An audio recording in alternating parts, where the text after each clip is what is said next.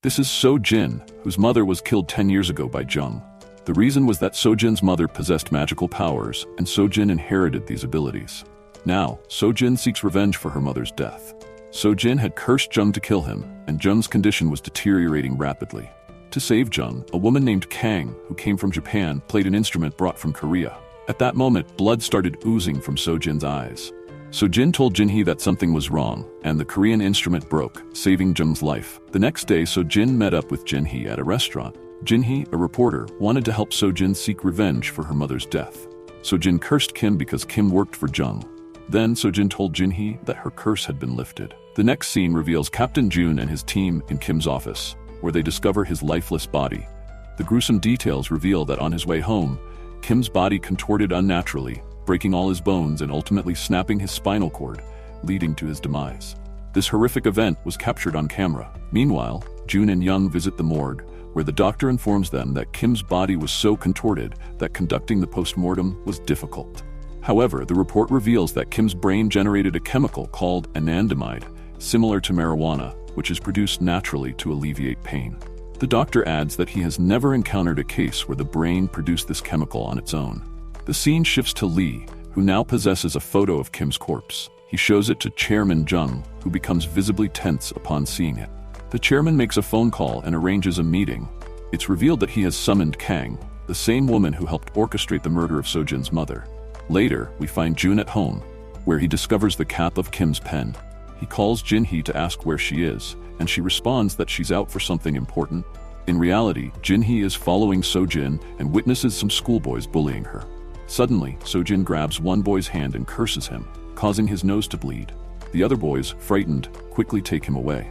Meanwhile, Kun meets with Chairman Jung and inquires whether he has recently used his powers. He confesses to using them on Min's photo, which resulted in Min's death. They present Kyung with the photo of Kim's body, and after examining it, she states that Kim was cursed, not by an ordinary spirit, but by a powerful one. She adds that such a spirit does not originate from Korea. It came from Japan. Kyung cannot confirm whether the spirit is also targeting the chairman. To learn more, a ritual must be performed to identify who conducted the procedure on Kim. On another front, So-jin reveals to Jin-hee the story of her mother. So-jin's mother was a shaman who became possessed by a minor spirit after So-jin's father abandoned them. To survive, she relied on this spirit to perform rituals for others. However, So-jin explains that her mother didn't fully understand the rituals she performed, and that So-jin herself suffered from shaman sickness when she was 5. Despite being a weak shaman, her mother was able to perform procedure rituals. It's revealed that So-jin's mother was the one who performed the procedure on Chairman Jung. After the ritual, Jung's men killed So-jin's mother, but So-jin managed to escape that night. The woman accompanying Jung during the murder had thanked So-jin's mother for performing the ritual before having her killed. So-jin tells Jin-hee that the ritual her mother performed allowed the evil spirit to enter Jung, and it was the same spirit that attacked her mother, leading to her death. Jin-hee asks why Jung would kill So-jin's mother if he could continue using the procedure. So-jin admits she doesn't know why Jung isn't using the evil spirit and suspects he has other plans. In the next scene, we see Lee meeting with Kim's family. He claims to have been very close to Kim, offers them some money to help, and takes Kim's body to perform a ritual. During the ritual, Kyung determines how the procedure was carried out but cannot identify the person responsible, as their face remains unseen. She explains that this curse was not the work of an ordinary spirit. The episode concludes with a flashback to 10 years ago, where Jung is talking to his children. His mother questions him about his plans to divorce and leave his children with a witch. She expresses regret for not stopping him when he exploited the family graveyard for business purposes. This was the time Jung underwent a ritual on November 7th, performed by So-jin's mother. After the ritual, Chairman Jung begins to feel pain coursing through his body and notices an unpleasant smell surrounding him. A dark shadow is seen following his car before it enters him, indicating the evil spirit's influence is starting to take hold. As animals can sense spirits, a dog barks at Jung, but he dismissively throws it aside. By this point, the evil spirit has completely possessed him. Returning to the present, Kang informs Jung that Lee must have warned him not to touch or wear anything, and that it's only a matter of days before the situation escalates. Next, we see Young and his wife, who expresses her concern that something might happen to him after Kim's death. She makes Young promise to inform Captain Jun about her pregnancy and to leave his job for their safety. Meanwhile, Jun is speaking with his superior about Kim's death. Although his superior believes it was an accident, Jun insists it was a homicide involving drugs. His superior, however, instructs him to drop the case and focus on his application for a professorship. Jun informs Young about his superior's decision to step back from the investigation. It's clear that Young shares a close bond with Jun and feels compelled to support him. Jun states, "You're the only one with me now, and we need to pursue this case without telling the superior." Jun presents Young with a cap from one of Kim's pens, claiming he found it somewhere significant. Young attempts to dissuade him from getting further involved, warning that it might jeopardize his career, but he notices something unusual on Jun's leg and remains silent. So Jin messages Jin-hee, urging her to expedite the ritual on Jung. Later, Jin-hee is reassigned and made the acting department editor.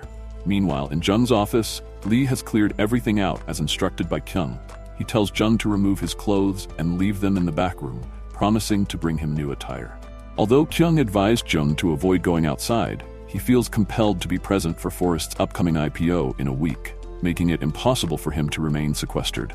Kyung speaks with her associate Bong, who suggests that the curse on Kim may have involved voodoo, a form of black magic. Kyung mentions that the entity came from Japan and instructs Bong to investigate that area. She also notes she has spoken to Kumamoto and believes she has seen something similar in Kokum and Nathi. Kyung tells Bong to look into spirits that have crossed from Japan into Korea. Next, Lee enters and requests Kyung to create a talisman for Jung, allowing him to continue working. Kyung agrees to consult global experts for the right talisman but warns that Jung must exercise caution in the meantime. Kang then inquires about the pen cap from Kim's pen, and Lee reveals he has someone in the police who will dig deeper into it. Kang is aware that the cap was involved in the ritual as she witnessed it during the ceremony. We then see a detective allied with the chairman entering the evidence room, where he encounters Young, who is there to examine the cap. Another detective observes Young holding Kim's pen cap and informs Lee, who in turn tells Kang. Kang realizes that the pen cap was indeed used to perform the curse and later summons Jung. Meanwhile, Jung's name and office address reach the men he hired. Jin-hee, on the other hand, receives messages from Sojin but chooses not to respond. Sojin faces bullying from a group of girls, one of whom is the girlfriend of the boy she previously cursed. Sojin warns the girl to stay away, threatening dire consequences.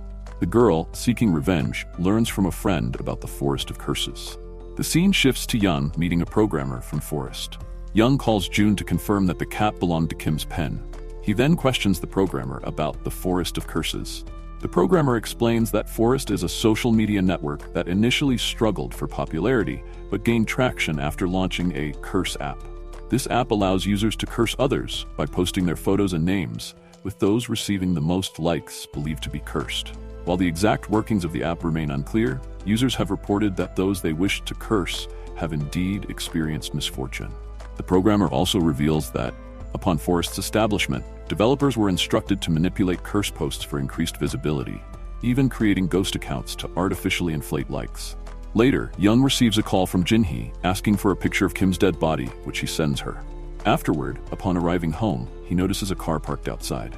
As he approaches, Jung's men kidnap him. On the other hand, Jun inquires about the pen cap, and Jin-hee reveals that she cursed Kim, leading to his death. Jun, however, finds it hard to believe.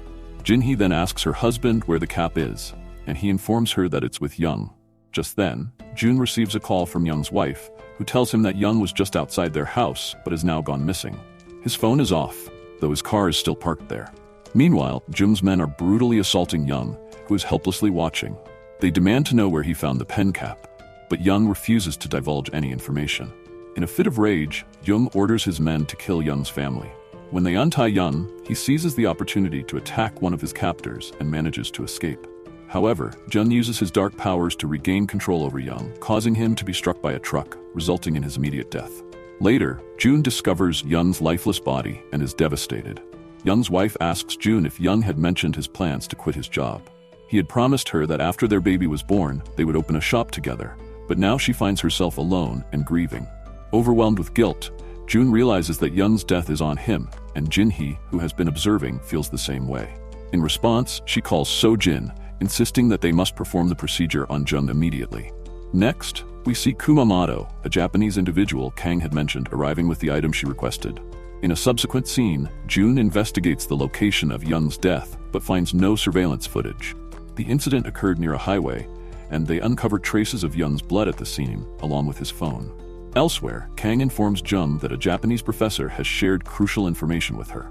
If a spirit curses someone using the Chinese characters of their name and an item belonging to them, it's called nogami. This term refers to a dog ghost, which shouldn't be underestimated. These spirits are conjured through rituals, and there are various ways to summon them. One such method involves decapitating a starving dog and burying it at a crossroads, which transforms the dog's soul into a curse. This explains why nogami spirits harbor animosity towards humans and tend to curse them. Kan assures Jung that she can stop it, but warns that this particular nogami is not ordinary, and typical talismans won't suffice. To combat this spirit, she will need Tsukokami, a powerful instrument that Kumamoto has brought.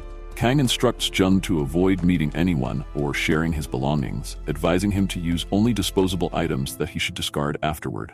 As she leaves, she confronts Lee, grabbing him by the throat and accusing him of allowing the chairman to misuse his powers again.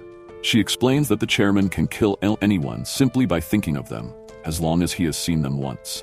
At the police station, a detective plays a recording of Young's final conversation with the programmer for the entire department to hear. One detective expresses regret for informing Lee about the pen cap, believing it led to Young's murder. Meanwhile, Jinhee meets with Sojin, stressing the urgency of locating Jung's Chinese name and one of his belongings to perform the procedure. Jinhee suspects that Jung killed Young solely for having the pen cap, but is puzzled about how Jung found out. Sojin theorizes that someone powerful is spiritually aiding Jung, potentially a shaman. Back at the police station, the department head acknowledges his mistake in overlooking Ming's case and vows to catch whoever killed Young. Jun submits his application for a teaching position, but the head tears it up, ordering Jun to focus on finding Young's murderer. Now, Jinhee hires a man who poses as a reporter to meet Jun's driver, offering him money to obtain one of Jun's personal belongings. The driver agrees. It is revealed that 15 years ago, Jung owned a company, and Jinhee believes she can find Jung's Chinese name in the company's records. Elsewhere, Bong informs Kang that when Japanese ghosts arrived in Korea, they mutated.